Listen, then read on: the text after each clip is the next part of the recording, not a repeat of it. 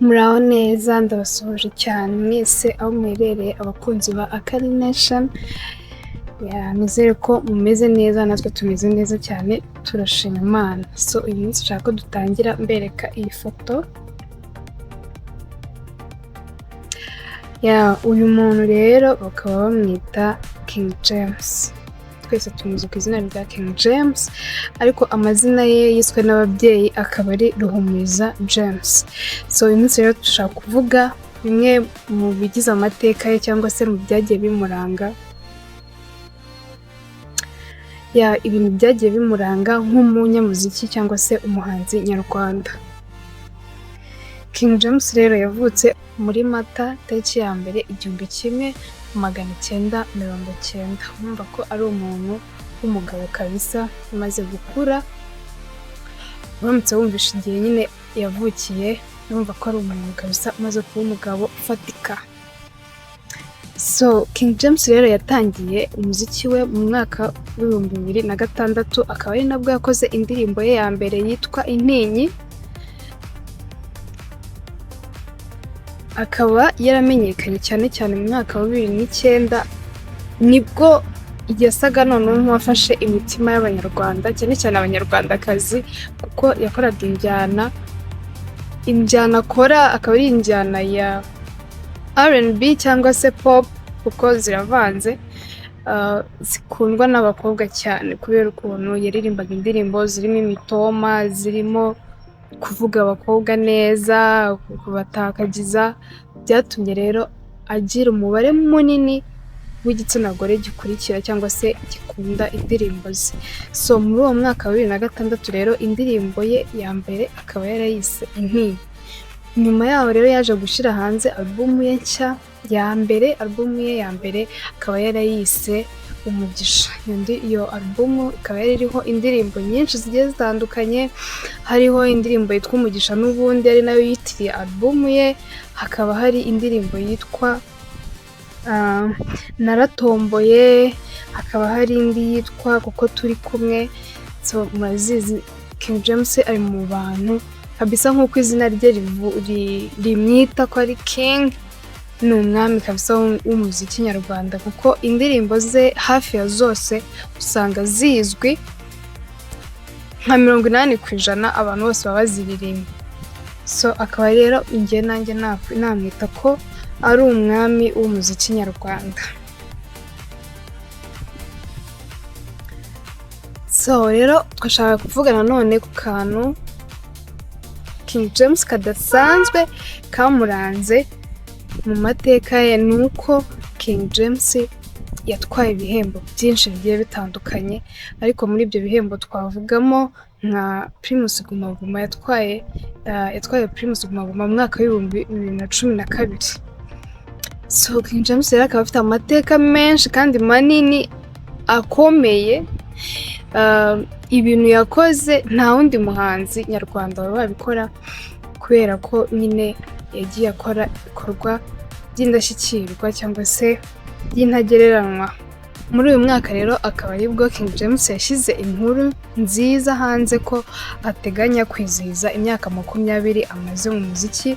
Bikaba ari ibintu twese twari dutegereje, kandi abantu bakaba baramweretse urukundo, bakamwereka ko rwose biteguye kuzitabira icyo gitaramo cyane. Abantu bamwereka urukundo, kandi koko byari ibintu bikenewe, kuko King James amateka ye rwose ni umuntu wakunzwe cyane. So muri iyi minsi ishize rero nibwo yaje kuvuga ko agiye gushyira hanze amatike mu ntangiriro za Gicurasi. Akaba aribwo yateganyaga kuzashyira hanze amatike. Yaje gushyira hanze rero amatike mu minsi itarenze 3 gusa, abantu bose bari bamaze kugura amatike yamaze kuba sold out, mbese yarangiye, imyanya yamaze kuzura. Rero ayo matike yashyizwe hanze akaba hari itike igura 15,000, hakaba itike yaguraga 20,000, hakaba itike yaguraga 25,000, hakaba n'itike noneho yaguraga 35,000, hakaza VIP 60,000, ari nayo ya nyuma. So urumva ko yari amatike mu by'ukuri ari hejuru. Tumenyereye ko ubundi ibitaramo bindi bigenda biba haba hari itike ya 5, hari itike y'ibihumbi 10 ku buryo buri muntu wese yisanga, buri muturage rwose yisanga akagura itike ihwanye n'ubushobozi bwe. Ariko King James kabisa yagaragaje ko ari umwami w'uyu muziki kubera ko yashyize hanze amatike ahenze, noneho akarusho mu minsi 3 amatike akaba yarangiye. Bigaragare ko abantu bose bari babyiteguye, bari babyishimiye, bari babitegereje igihe kinini. So amatike rero akaba yararangiye. So ndagira ngo turebere hamwe noneho comments z'abantu bagiye bavuga nyuma yuko amatike abaye sold out. Hari abantu benshi bagiye bandika nyine amakomantere ku mbuga zigiye zitandukanye, cyane cyane kuri Twitter, bavuga ko King James yakagombye kwimura igitaramo cye akagikura muri BK Arena akagishyira muri Stade kugira ngo abantu bacikanywe no kugura amatike noneho babashe kuba babona amatike nabo bitabire icyo gitaramo. So navuga by'umwihariko nk'umuhanzi tumenyereye nka Uncle Austin, nawe yashyize ku rubuga rwe rwa Twitter ko urubuga rwa X rwaba X rwahoze ari Twitter, avuga ko rwose asaba King James kuba yafata igitaramo cye akagishyira muri Stade kugira ngo abantu bacikanywe bagikeneye kwitabira bazabone amatike ndetse nabo babashe kwitabira icyo gitaramo. So uyu munsi rero nibyo ngibyo twashaka kuvugaho.